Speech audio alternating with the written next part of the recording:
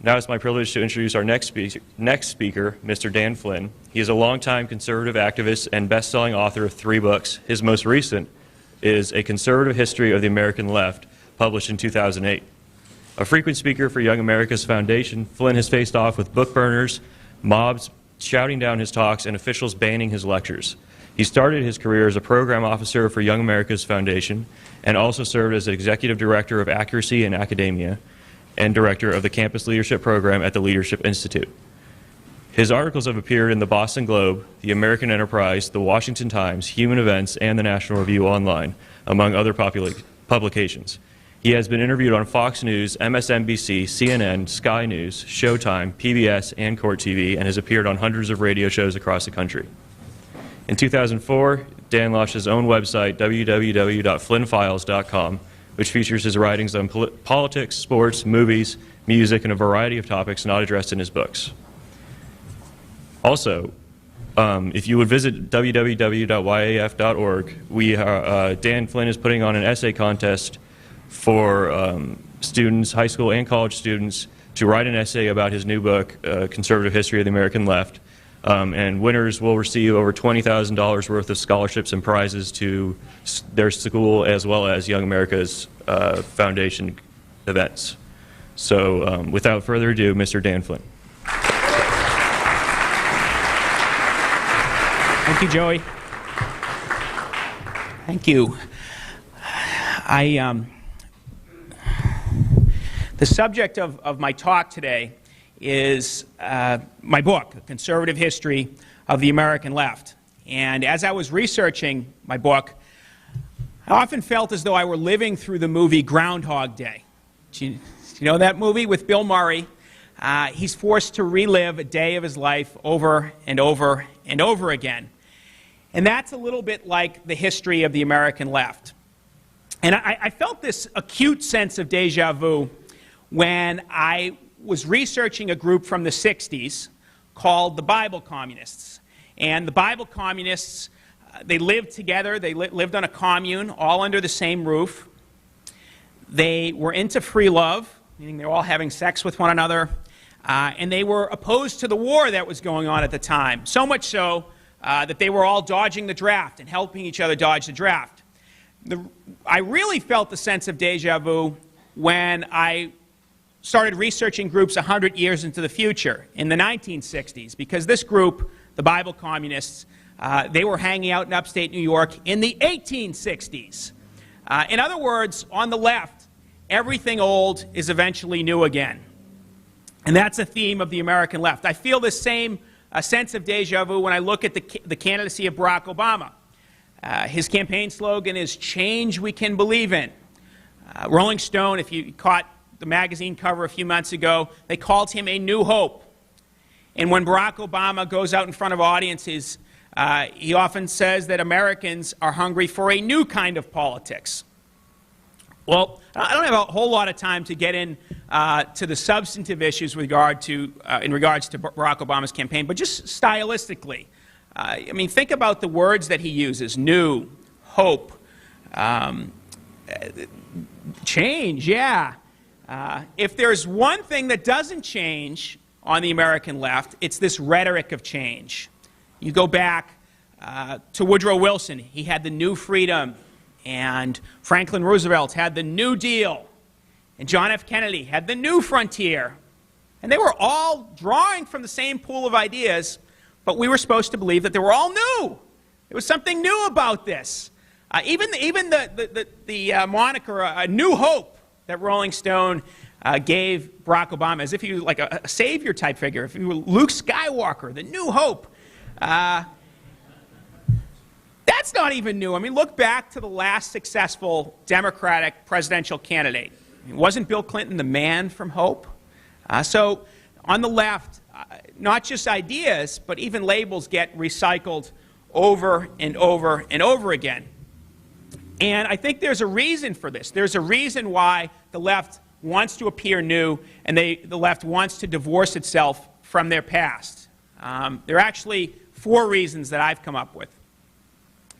I think the first reason that the left wants to divorce itself from its past is it wants to divorce itself from its past mistakes.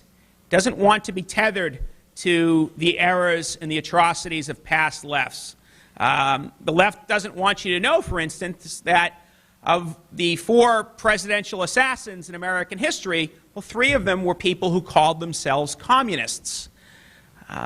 The left doesn't want you to know that it was almost uniformly in support of such failed ideas as prohibition and eugenics. And instead of taking ownership over the ideas that the left has pushed and the failure of their ideas, there's a neat little trick that they're able to do. And they're able to do this because they count on people to be ignorant of history. And they're often right, because they are often able to get away with this. And the trick is, not only will they not take responsibility for their own errors and atrocities, but they have the gall to blame them on you. That it wasn't the left that did these things, it was conservatives. And this is really amazing, but they get away with it time and time again. The second reason the left divorces itself from its past is they want to always appear fresh and vibrant and new. They want to be challenging the stale pieties of your grandfather's grandfather, and that's supposedly what you believe, and that's conservatism. But they're offering something new. And oftentimes this is why it's especially appealing to young people, because they're deluded into believing that the left, these are new and fresh ideas, whereas conservative ideas are just old and stale. A third reason is because gods can't have ancestors. If you were to ask folks from the 1960s left, the new left, the creation story of the left, they would say, well, we're the creators. And in fact, the whole phrase, new left, that comes from wanting to separate the left from its antecedents, from its ancestors. We're not like the left. We're not like those guys that were into the Soviet Union and Joe Stalin. We are a new left. In fact, if you were to go to a left-wing convention of students in the 1960s, if you were to go in the late 60s to a meeting of the Students for a Democratic Society, almost like a mirror image of the Young Americans for Freedom or today's Young America's Foundation, you'd find out that the new left was a lot like the old left. And their meetings maybe were not so different than this meeting, except that they were left-wingers and staring at a bunch of right-wingers, and the left back then, Students for a Democratic Society, I guess, they were neither students nor at that point for a democratic society.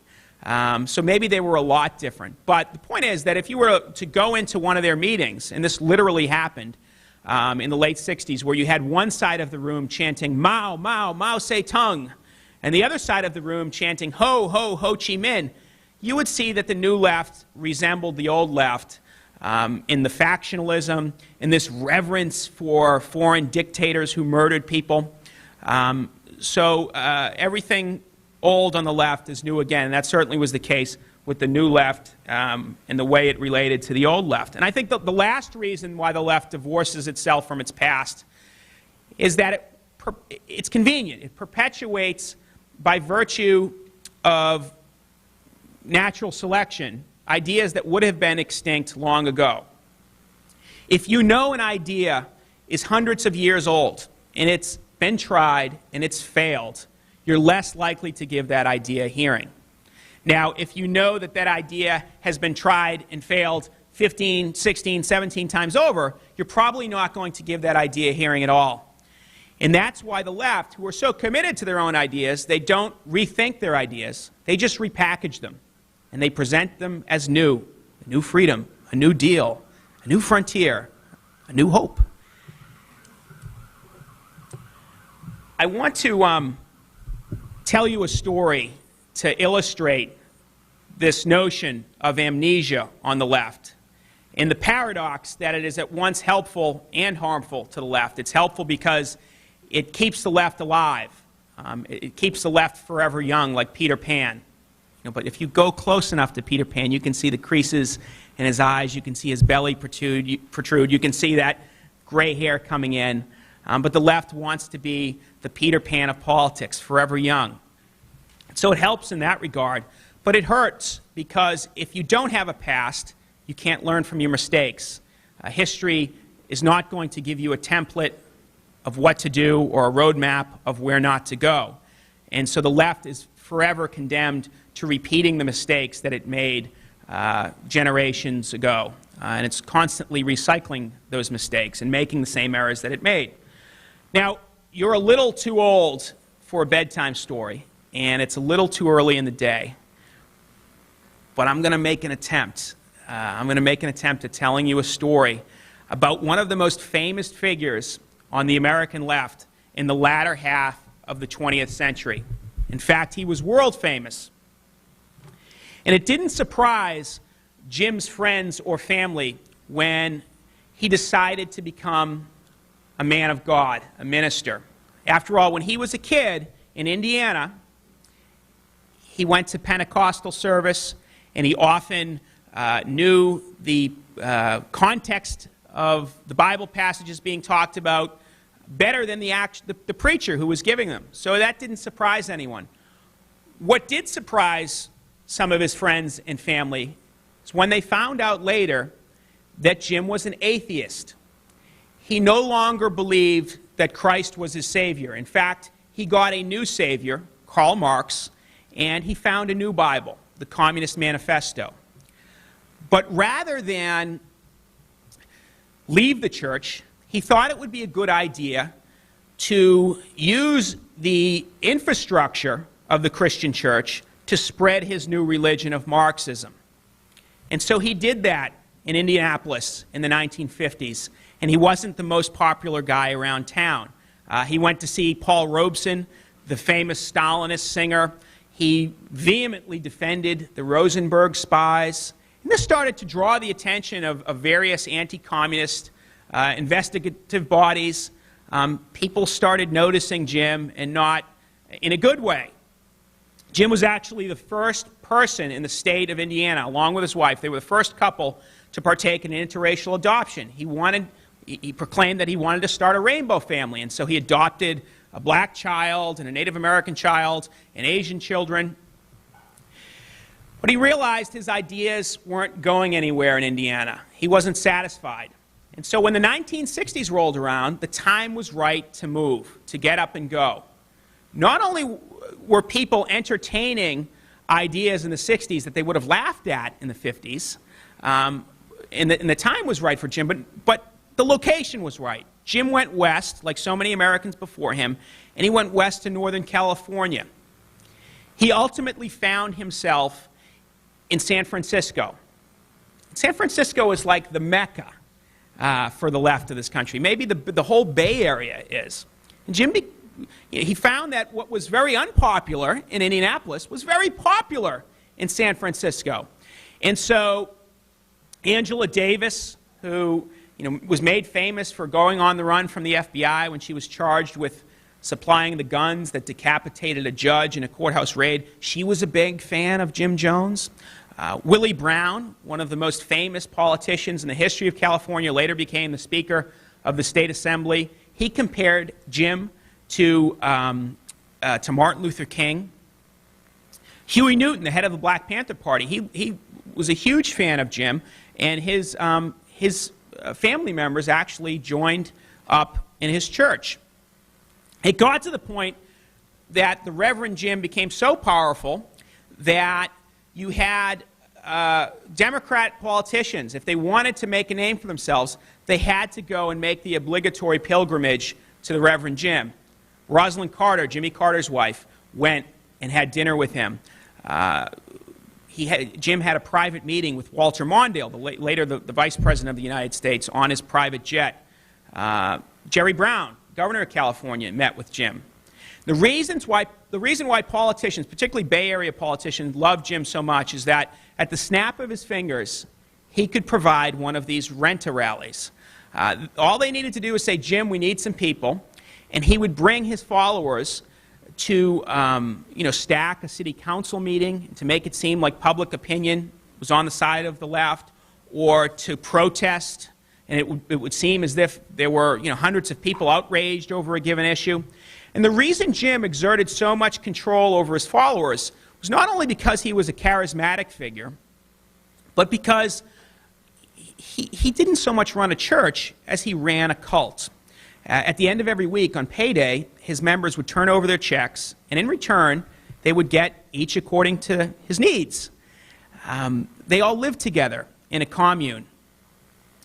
And ultimately, Jim's success in the Bay Area left led to the mayor of San Francisco appointing him the chairman of the city's housing commission. But even this didn't satisfy, because Jim had a problem. Like all leftists, he was at war with the world. In his mind, there was a wish world that existed where there was no racism or homophobia or sexism.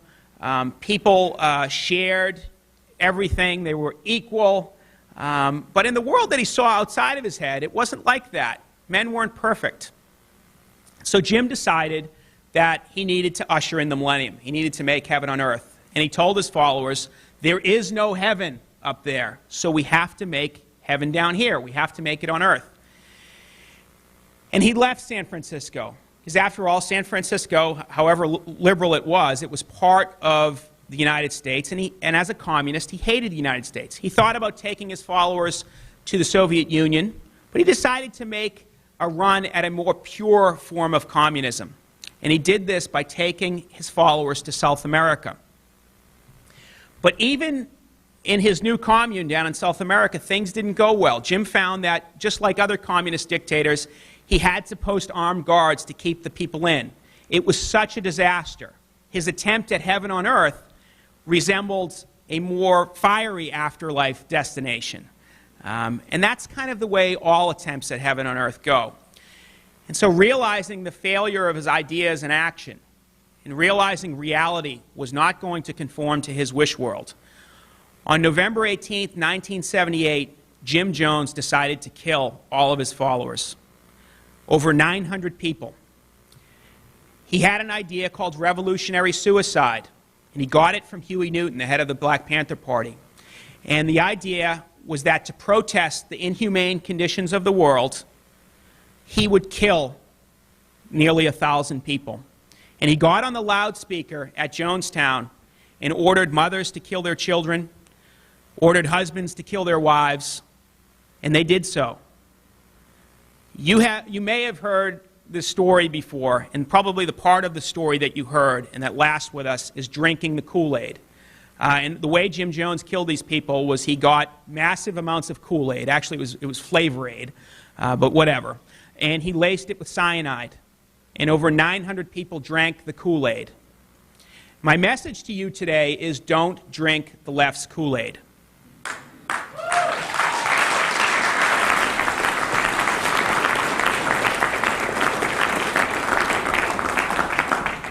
Don't drink it on Jonestown, as we are approaching the 30th anniversary, but don't drink it in general, because the MO of the left is to basically trade over to you the atrocities that they commit and act 30 years after the fact as if they had nothing to do with it. Jim Jones dedicated his life to communism, to left-wing ideas. He was such a hero of the left that the African-American leaders in San Francisco, Huey Newton and Angela Davis, Willie Brown, embraced a man who would go on to kill more African-Americans than the Ku Klux Klan. There is a fine line on the left between being left and being a lunatic. And Jim Jones obviously crossed that line. When you hear about Jim Jones being discussed as we approach the 30th anniversary of Jonestown, if his political views are discussed at all, they will be inverted. They'll say that this guy was an evangelical preacher, and they'll say his name in the same breath as, say, Pat Robertson and Jerry Falwell. And this is the trick the left plays, and they're able to do it because so many people are ignorant of history. So don't drink the left's Kool-Aid. Contemporaneously with Jonestown, there was another huge event going on, and that is the Islamic Revolution in Iran. And part of the reason I wrote A Conservative History of the American Left is to conserve not only the fascinating figures that the left has discarded because they're no longer politically convenient or they're embarrassing. And the left has a lot of colorful figures, more than we have in this room, their history. They really have some interesting characters, and I talk about them in A Conservative History of the American Left. But the other reason I wrote this book is to conserve, is to retrieve all that's been thrown down the memory hole. And you really don't have to stick your arm too far down the left's memory hole to find examples of the left really supporting some horrific ideas. And the Islamic Revolution in Iran is one of those examples. Now, if you were to go back to 1978 and 1979 and listen to Michel Foucault or read Issues of the Nation, you would get the idea that the Ayatollah Khomeini was a fellow traveler with the left, and you would get the idea that the Islamic revolutionaries in Iran were going to bring freedom and peace and democracy to the region. Let me read from you from Mother Jones magazine in 1979. They made a prediction. They said if Khomeini or his followers take power, then democratic reforms, freedom for political prisoners, an end to the astronomical waste of huge arms purchases, and a constitutional government would follow. Could they have been more wrong? Could they have been more wrong about what happened in Iran? And the reason I cite this example is because we're still living with this today. The left fooled a lot of people, and they fooled themselves because they looked at the Ayatollah Khomeini and they let their anti-Americanism blind them. They heard it, some guy halfway around the world, blaming America for all of his problems, and they said, hey, he sounds a lot like us. He must be a swell guy. And of course, the Ayatollah Khomeini was no leftist. And so they imagined, they projected all of these beautiful ideas upon the revolutionaries there. But if there's one thing that you learn in history, is however bad things are, and they were bad in Iran at the time, they can get worse. They got worse in Iran, and we're living with these mistakes to this day. The left is fond of highlighting the horrible aspects of American history, things like slavery and the treatment of Native Americans. If you get the left-wing version of history, you're going to get not the good, the bad, and the ugly. You're just going to get the bad and the ugly. But when it comes to their own history, you just get the gloss. You just get the shiny parts.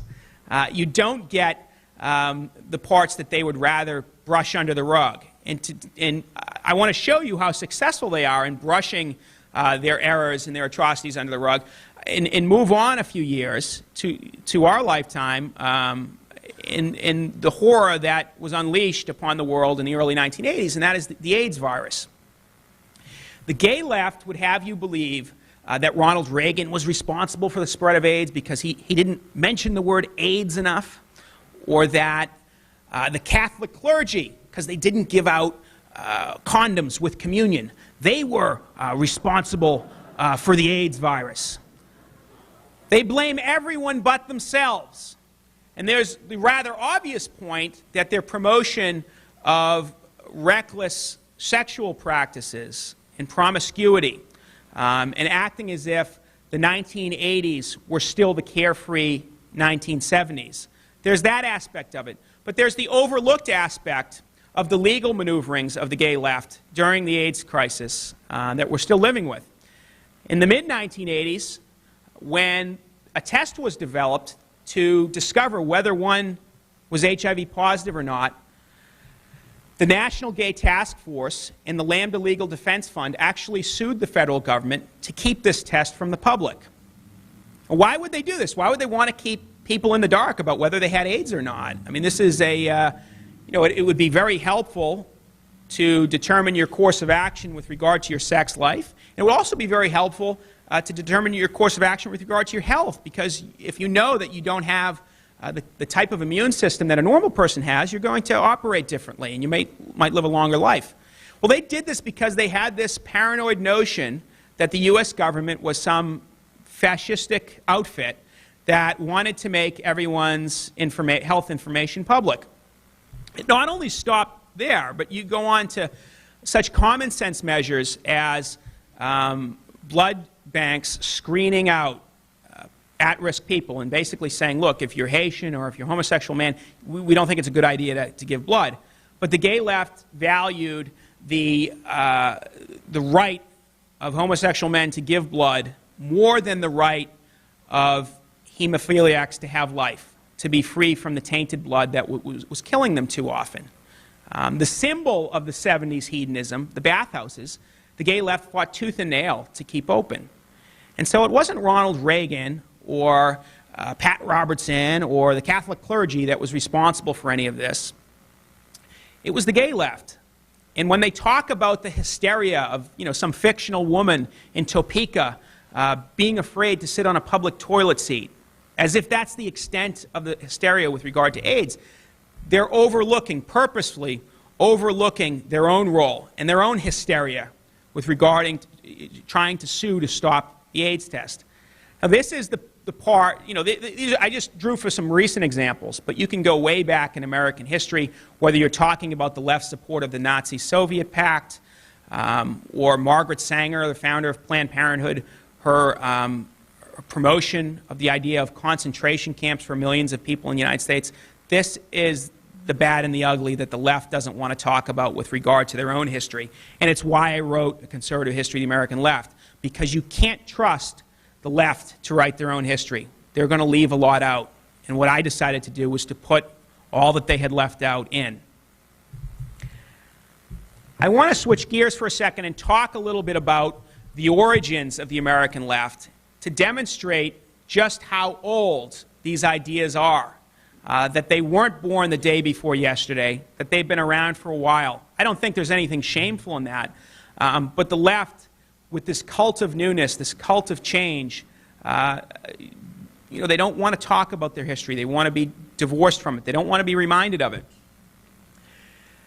I think the first American left that you can really identify as an American left, as a modern left, was the left that Robert Owen brought with him to the United States of America when he came over from Great Britain in the 1820s.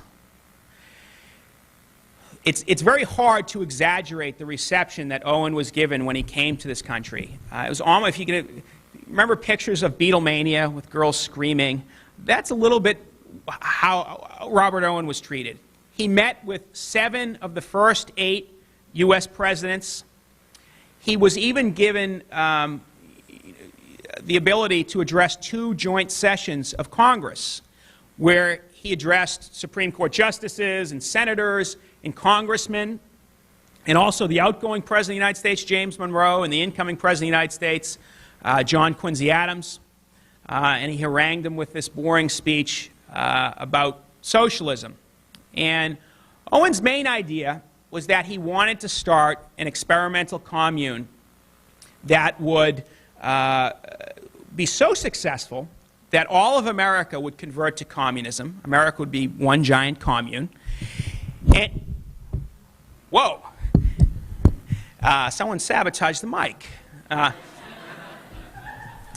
And so Owen wanted to, and ultimately he wanted the world to look at that, and then the world would become, one big commune. But it didn't work out that way. Ultimately, he had about 1,000 people that bought into his ideas, and the reason why they bought into him primarily was because he was such an amazingly successful businessman. He was like the Donald Trump of his day. He had great success as an industrialist in Great Britain, and so he thought he could be, a communist overlord and have great success in that realm as well. But it didn't quite work out that way.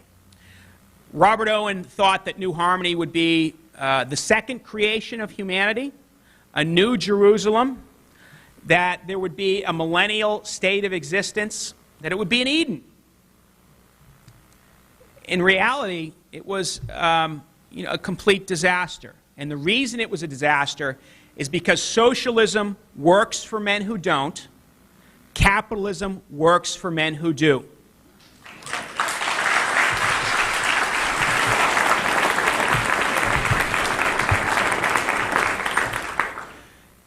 Because they had a rich man's dime bankrolling them, there was no incentive to work.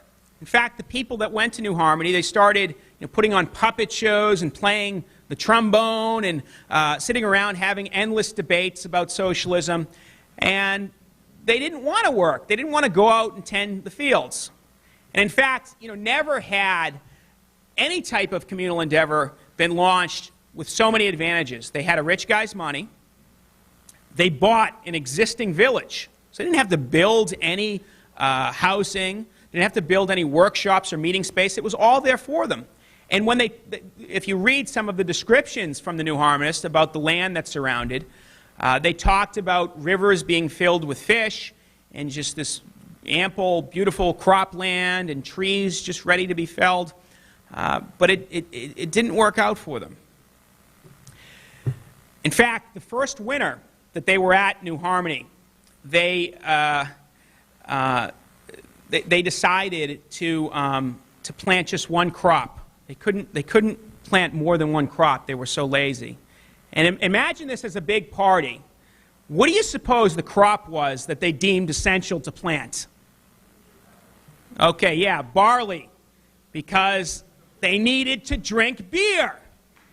Yeah, that's going to get some applause. I know probably some of you tonight are going to go drink some beer, but that's okay. You're basically on vacation. These people acted as if their life was one big vacation, and you're not. If you act like that, you're not going to get very far. Nothing that Robert Owen or his followers built in New Harmony lasts to this day, but they leave us with some words, and I want to seize upon some words that Robert Owen, a speech that he gave on the 50th anniversary of the Declaration of Independence. And Robert Owen, on the 4th of July, 1826, issued what he called a Declaration of Mental Independence. And he thought that this would actually supersede, in the annals of history, the importance of the Declaration of Independence. And his followers did too. They actually dispensed with a calendar based on the life of Christ, BC and AD, and they invented a new calendar, mental independence, that this was going to be year one of mental independence. And it was very depressing for a lot of them that New Harmony didn't make it to year two of mental independence. And they readopted the Christian calendar. But this speech, where he gave the Declaration of Mental Independence, Robert Owen identified three evils that man needed to combat, that man needed to eradicate. He called them three of the most monstrous evils in history. And knowing that his left was not very different from the left that we have today, let me just throw it out to the audience. What do you suppose the three evils were that Robert Owen wanted to eradicate? Okay, I hear capitalism. That's one of them. Private property was one of the evils. Religion. Yes. He wanted to get rid of religion.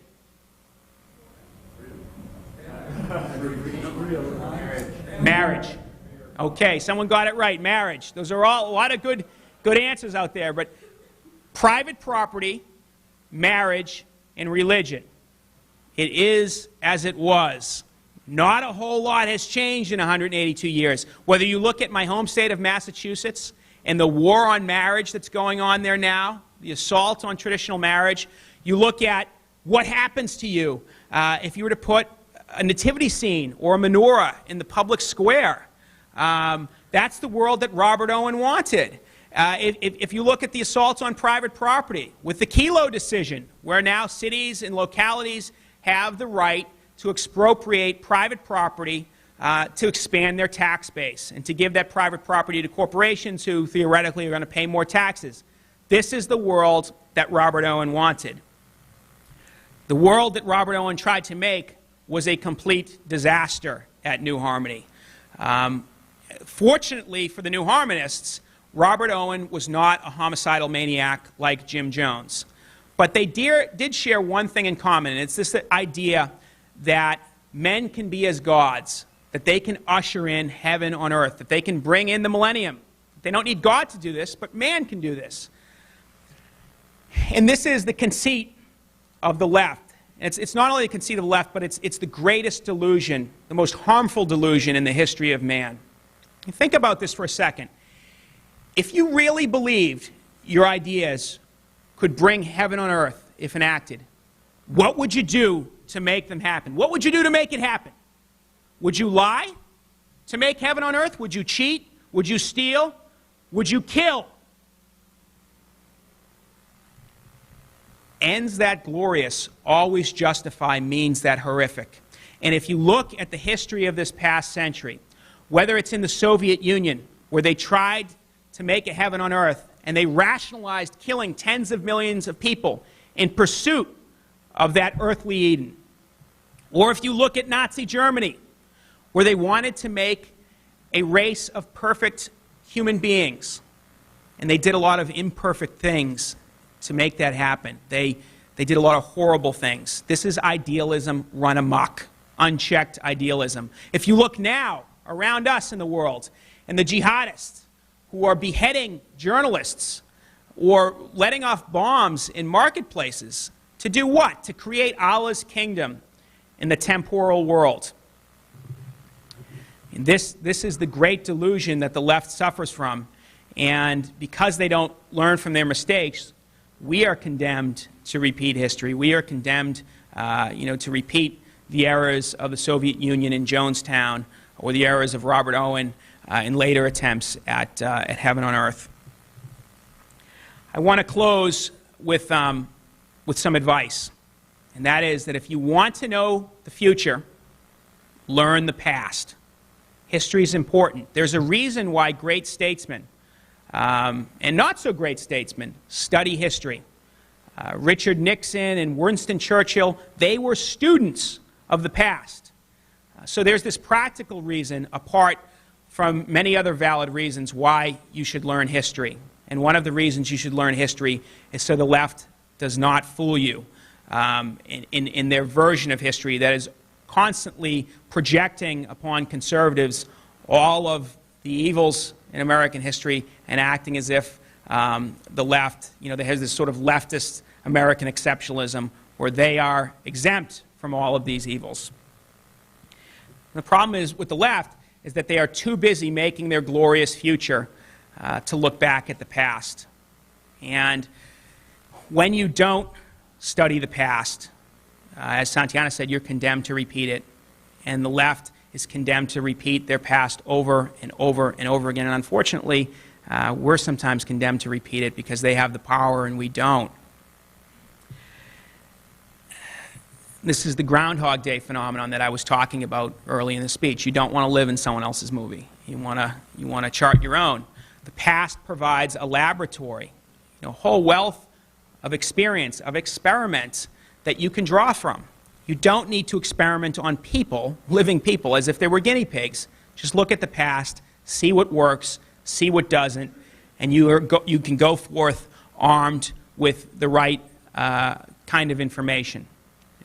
You don't have to go through life reinventing the wheel and going through trial and error because someone has done it before. And this is lost on the American left. So I'll leave you with this piece of advice. The past is jealous of attention. One way or another, you're going to visit the past. You can either visit the past by studying it, or if you don't do that, you're going to visit the past by reliving it. It's your choice. Thank you so much for your time. I look forward to your questions.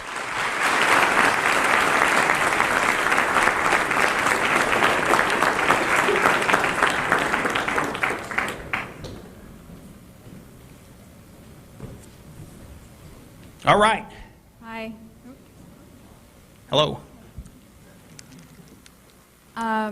First of all, thank you so much for coming. I haven't read the book, but I look very much forward to it. Ruth Leiter, Manhattan School of Music, home of the liberals. Your comment about left, the fine line between the left and the lunatics, and the struggle that I've had my entire life is understanding the left because they justify the lunatics.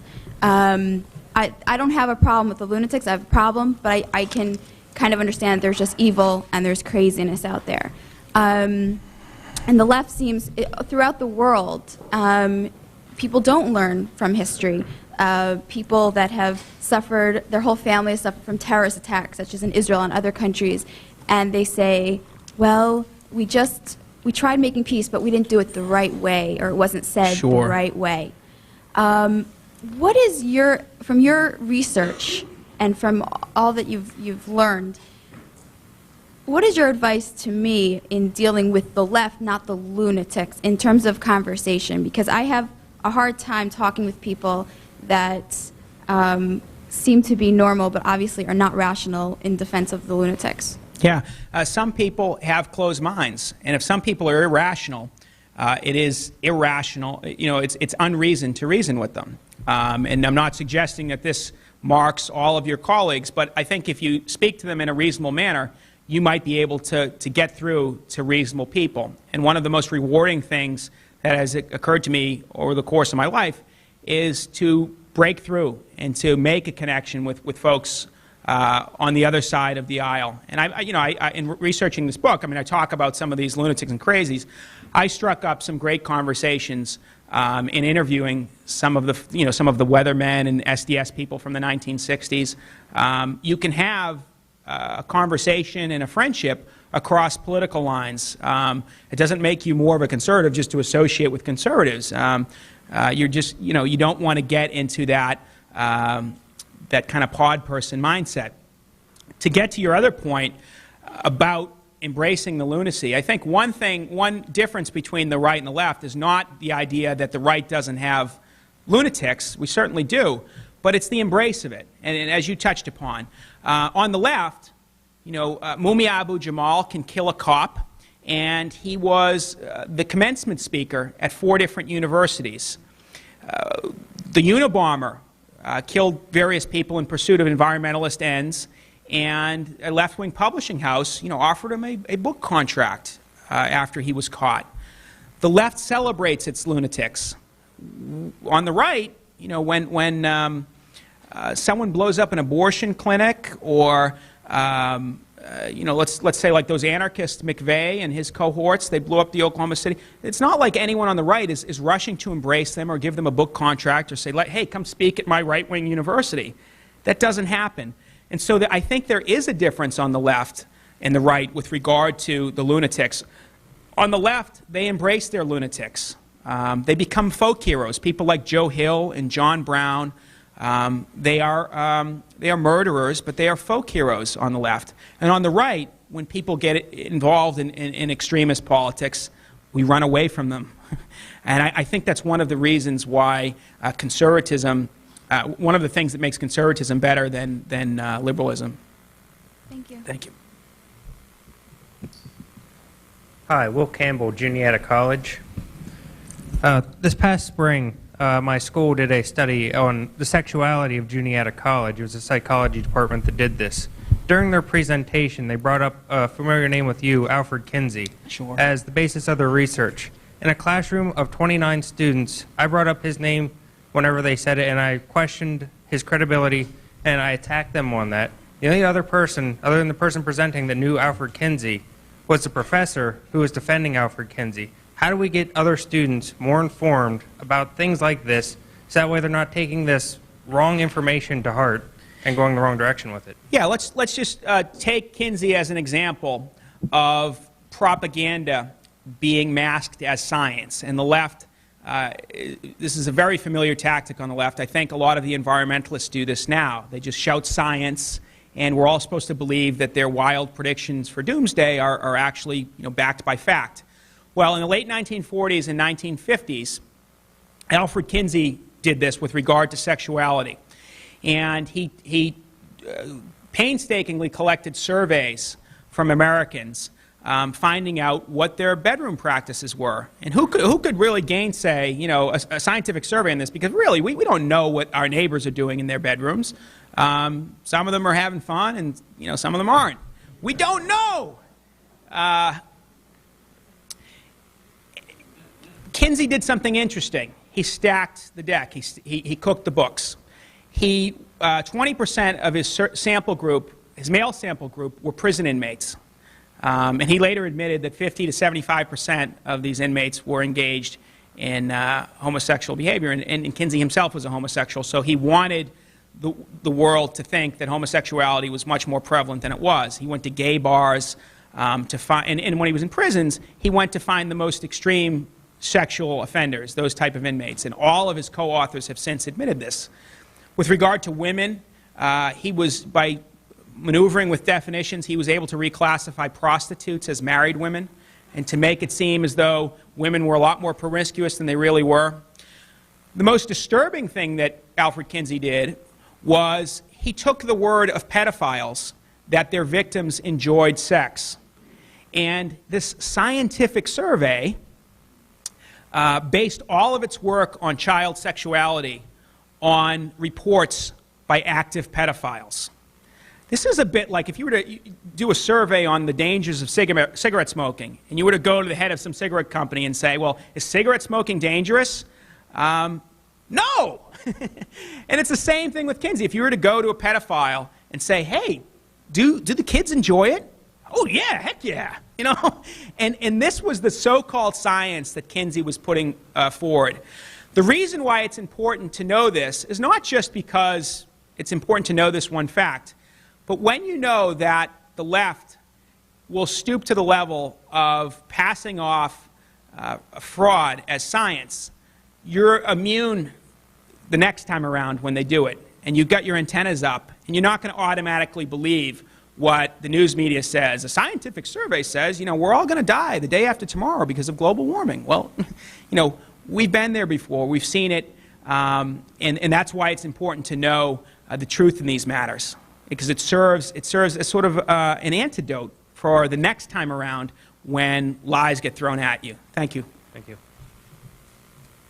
Hi, I was wondering why you think it is that no one's been able to stop the liberals with their massive lies that they just tell over and over again, and no one's really exposed it and put an end to it. And also, if you think that they've been successful in infiltrating the Republican Party or the conservative movement in general, you know, mainly because of the nomination of John McCain, who's far from a conservative. Sure.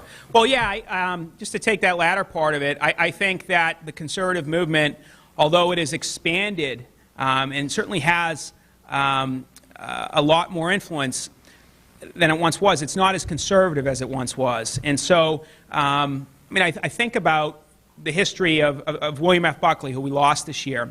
William F. Buckley refused to vote for Dwight Eisenhower in 1956.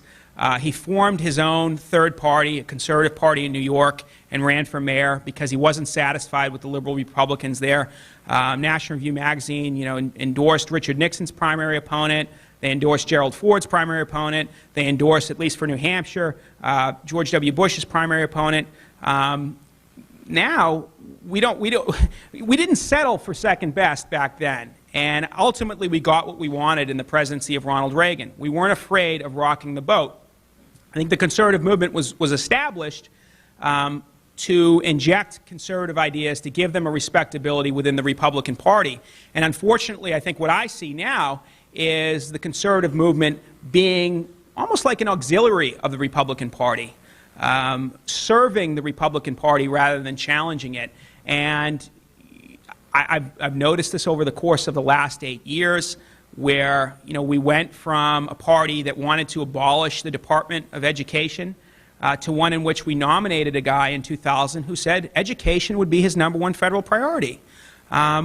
Things have become topsy-turvy, and if we do go into the wilderness in the next 4 years and we don't win in November, and that could well happen, I hope there is a reassessment amongst conservatives about what it is to be a conservative. Unfortunately, I think what's happened in the last decade or so is the word has become incredibly popular, that people who are not conservatives have come to embrace that word, but they haven't come to embrace the principles that groups like Young America's Foundation embrace.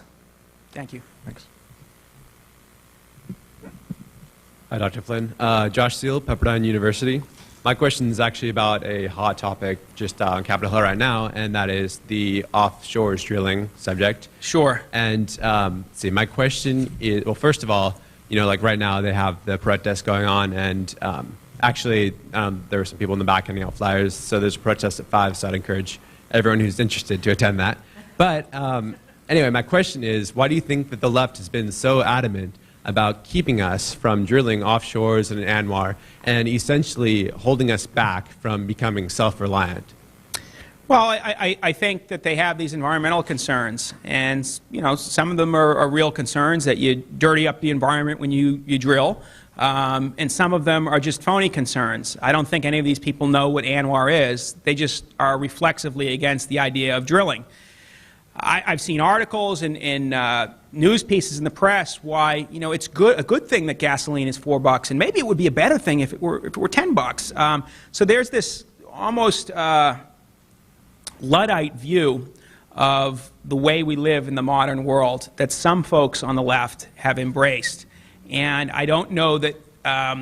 You can afford to hold these opinions when you have a lot of money. They used to call them limousine liberals, and when you have a lot of money, you can say, hey, it's a great thing that gas is $4 a gallon. But for the average American, it makes a difference whether it's $2 a gallon or $4 a gallon. So I don't think it's a very winning issue for the left. And I think it's one of the reasons that I read today that Pelosi has informed her members, you don't have to be lockstep against this offshore drilling, because they know it's a losing issue. Right. And one more thing, if I could just say. Sure. Like you said, a lot of them might say environmental issues and whatnot, but also I've heard that a lot of liberals would say, well, hey, if gasoline gets to $5, $6 a gallon, then that'll keep more or have more people start renting their bikes, and hey, that keeps one of our means. So I really think it's just a classic case of having more control of our lives. Yeah, I guess they want everyone to double ride on their bikes or something like that. A guy on the back, that would be a better society. I don't think so. I own one car. I take the subway and that kind of thing when I'm in Boston or D.C. But there's nothing immoral about riding a car, and the left would have you believe there's something immoral about throwing away a soda can in the trash. In fact, we just read yesterday that Gavin Newsom, this fellow from San Francisco, wants to fine people $1,000 for mixing up their garbage with their food, with their recyclables, and all this. It's just insanity. Behavior that 15, 20, 30 years ago was normal behavior has now become criminalized. And that's a problem with the left, criminalizing normal behavior. Yes, sir. Thank you very much. All right, real quick question. Well, probably a long answer. What do you think caused the Weathermen to happen back in this? What made a whole bunch of college kids go from SDS protesters to blowing up themselves by accident?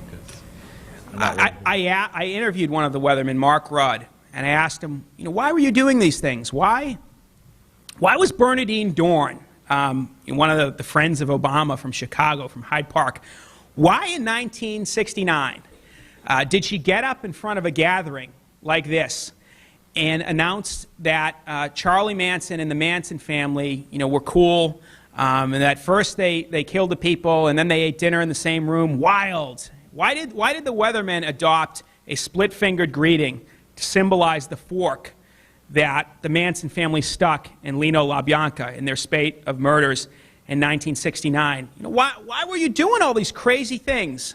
And Mark just said, hey, we wanted to be bad.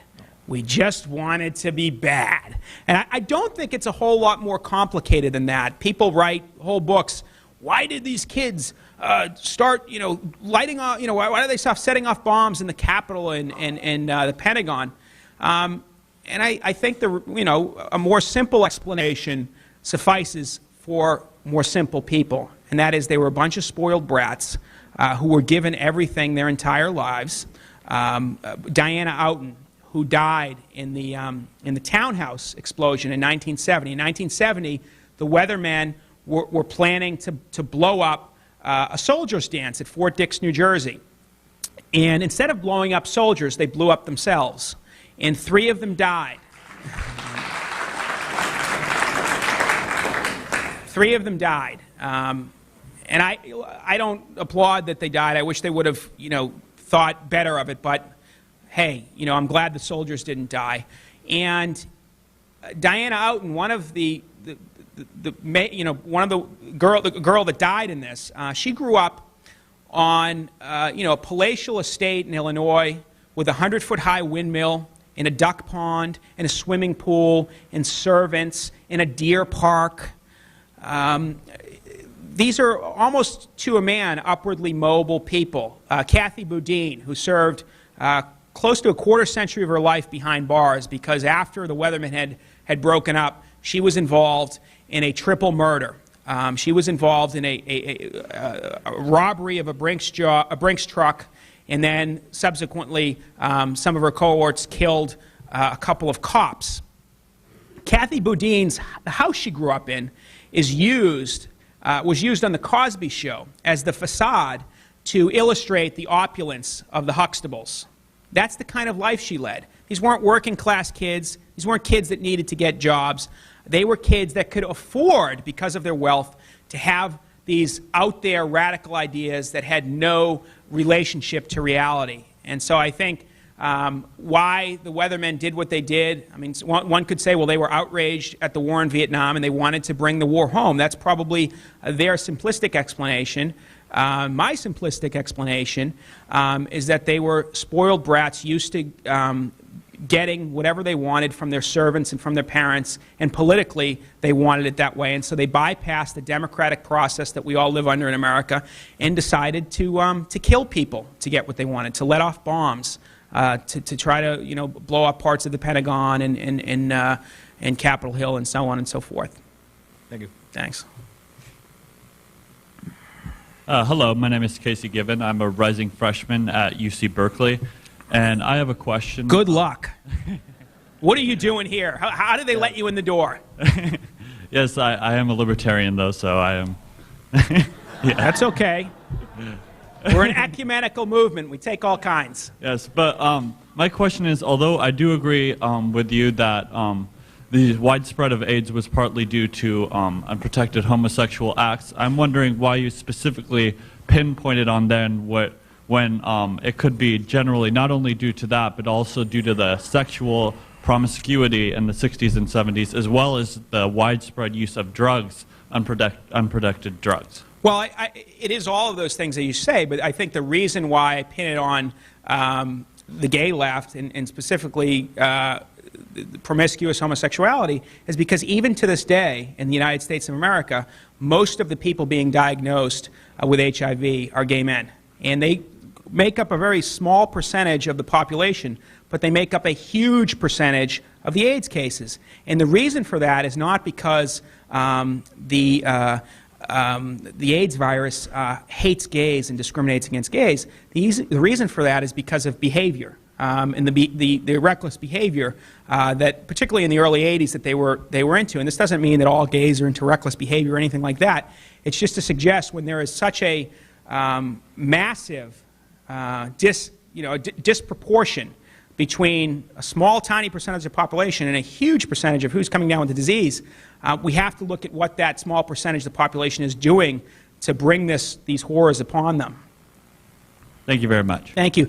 I appreciate it so much. We're signing books afterwards, and I would encourage all of you not only to read my book, but the foundation has been excellent enough to sponsor an essay contest with $20,000 cash and prizes for handing in, I think, a 1,200-word essay on the book. So read it, and maybe you'll get some cash. Thank you so much for being a wonderful audience. I appreciate it.